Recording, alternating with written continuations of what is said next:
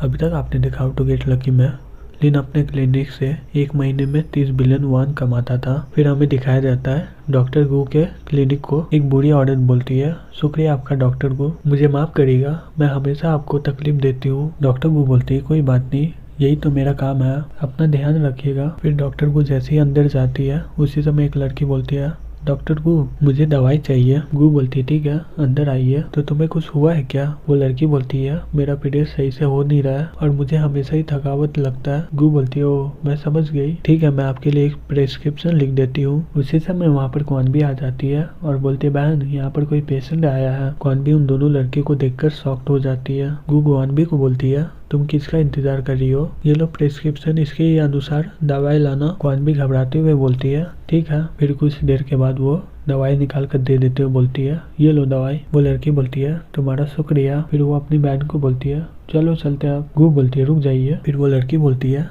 क्या अभी भी कुछ बाकी है क्या? तुम मुझे ठीक नहीं लग रही हो, तुम्हारे साथ कुछ हुआ है क्या मैं तुम्हारा भी चेकअप कर दूं? जिंगकॉक बोलती है नहीं इसका कोई ज़रूरत नहीं है, तुम्हारा शुक्रिया, मैं बीमारी के कारण थकी नहीं हूँ और मेरा इलाज भी नहीं हो सकता है और मुझे कोई ठीक भी नहीं कर सकता है, चलो यहाँ से जियोन। फिर जियोन उसके पीछे पीछे चलने लग जाती है। गू बोलती है रुको मेरी बात तो सुनो पहले, मुझे नहीं पता कि तुम्हें क्या हुआ है लेकिन हार मत मानो, तुम्हें लिनफेंग की क्लिनिक में जाना चाहिए, वो शायद तुम्हारा मदद कर सके। वो लड़का दिमाग से बहुत ही कमज़ोर है और वो अपने पेशेंट से हमेशा अजीब सा डिमांड करता रहता है, लेकिन उसका मेडिकल स्किल बहुत ही हाई लेवल का है। हेमीप्लेजिया, एल्स और कैंसर, हर तरह का वो बीमारी को ठीक कर सकता है वो। जिंगजॉन्ग बोलती है मैंने बोला ना मैं बीमार नहीं हूँ, यहाँ तक कि अच्छे से अच्छे डॉक्टर मेरा मदद नहीं कर सकता है, तो तुम्हें इतना चिंता करने की कोई ज़रूरत नहीं है, गुड बाय। फिर वो दोनों वहाँ से चली जाती है।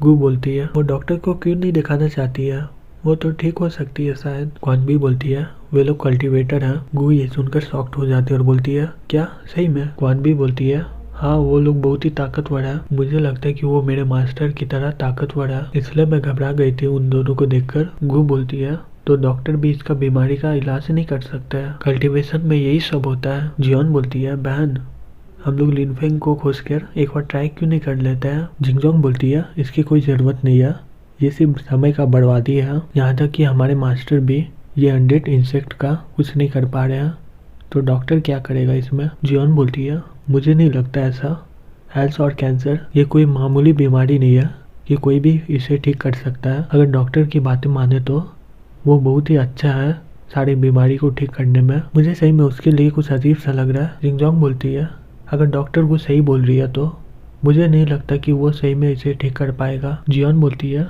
चलो हम लोग एक बार कोशिश कर लेते हैं, अगर लिनफेंग धोखेबाज हुआ तो हम लोग उसी समय वहाँ से चले जाएंगे, हम लोगों को उस पर ज़्यादा आशा नहीं है, अगर वो शायद इसे ठीक कर दिया तो। जिंगजोंग बोलती है ठीक है चलो चलते हैं फिर। दूसरी तरफ लिन आराम से गाना गा रहा होता है, उसी समय नोटिफिकेशन आता है और उसमें लिखा रहता है जिंगजोंग के बुक्स को देखना और इसका लेबल है बी और इसका इनाम मिलेगा 5 पीस ब्लॉसम पॉइंट। लिन अपने मन में बोलता होगा अब ये कौन है? उसी समय वहाँ पर वो दोनों आ जाती है। जियोन बोलती है क्या आप डॉक्टर लिनफेंग हैं? लिन बोलता है हाँ मैं ही हूँ, तुम्हें कुछ हो गया क्या? जियोन अपनी बहन को बोलती है ये तो बहुत ही जवान है, हमें इस पर भरोसा नहीं कर सकता। फिर जिन्यू लिन को बोलती है डॉक्टर गुन ने बोली थी कि तुम्हारा मेडिकल स्किल बहुत ही अच्छा है, तो तुम नहीं बता सकते हैं हमें क्या हुआ है? फिर लिन बोलता है तो ये एक टेस्ट है, तुम्हारा पीरियड सही से नहीं हो रहा है और तुम्हारा हाइमेन भी टूट गया है। ये सुनकर जियू पूरी तरह से घबरा जाती है। जिंगजोंग बोलती है ये सच बात नहीं है ना जियून, क्या तुमने सेक्स कर लिया है? जियून घबराते हुए बोलती है नहीं बिल्कुल नहीं,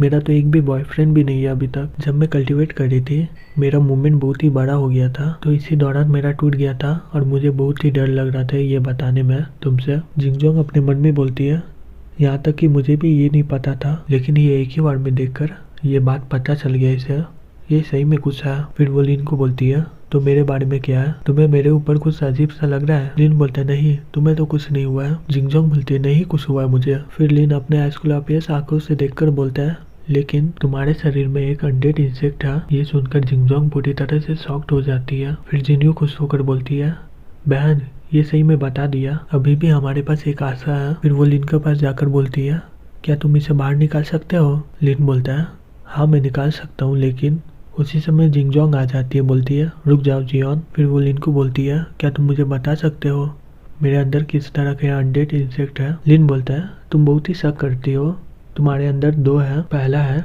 डबल लिंकर और दूसरा है हार्ट डेवरर। डबल लिंकर दो है, एक है मैट्रिक्स और एक है लिंकर। लिंकर को टारगेट के बॉडी में रखा जाता है। मैट्रिक्स हमेशा बताता है टारगेट का लोकेशन। हार्ट डेवियर सबसे बड़ा होता है, उसे टारगेट का दिल में रखा जाता है, जिससे उसका ताकत बहुत ही कम हो जाता है। वो उसके दिल के साथ कुछ भी कर सकता है जो उसका यूजर बोलेगा। तो क्या मैं सही हूँ? जिंगजोंग ये सुनकर बहुत ही खुश हो जाती है और बोलती है हाँ एकदम सही है, क्या तुम इसे निकाल सकते हो?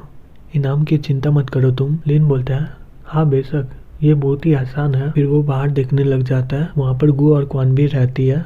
वो लोग अपने मन में सोचती है इसके साथ ये क्या करने वाला है। फिर लिन जिंगजोंग को बोलता है तो हमें सबसे पहले दरवाजा को बंद करना होगा, किसी को ये देखने मत दो। तुम्हें पता ही है कि ये स्पेशल सिचुएशन है और तुम्हें इसमें मेरे साथ कोऑपरेट करना होगा। यू बोलती है कोई दिक्कत नहीं है, हमें क्या करना होगा, हम लोग तैयार हो जाएंगे अभी के अभी। लिन बोलता है मुझे पता है कि तुम्हारे बॉडी में 100 इंसेक्ट है, लेकिन मुझे नहीं पता कि वो असल में कहाँ पर है। हार्ट डेवियर तो तुम्हारे दिल के आसपास है, लेकिन डबल लिंकर तुम्हारे बॉडी में यहाँ वहाँ घूम रहा है। जियो बोलती है तुम्हारा क्या मतलब? लिन बोलता है मेरा मतलब जब मैं इसे निकालूंगा तुम्हें नंगा होना होगा। ये सुनकर जिंगजोंग गुस्से में आ जाती है और लिनफेंग पर हमला कर देती है। फिर वो गुस्से से बोलती है तुम्हें पता है तुम क्या बोल रहे हो? लिन बोलता है बेशक, ये मेरा रिक्वायरमेंट है, मैं तुम्हें ठीक नहीं कर पाऊंगा जब तक तुम अपने कपड़े नहीं उतारोगी तब। जिंगजोंग बहुत ही गुस्से में आ जाते हैं और बोलते हैं तुम कमीने कहीं क्या। फिर उसके दिल में बहुत ही दर्द होने लग जाता है। जियो बोलती है इतना गुस्सा मत करो बहन, वो हार्ट डेवियर ये सब महसूस कर लेगा।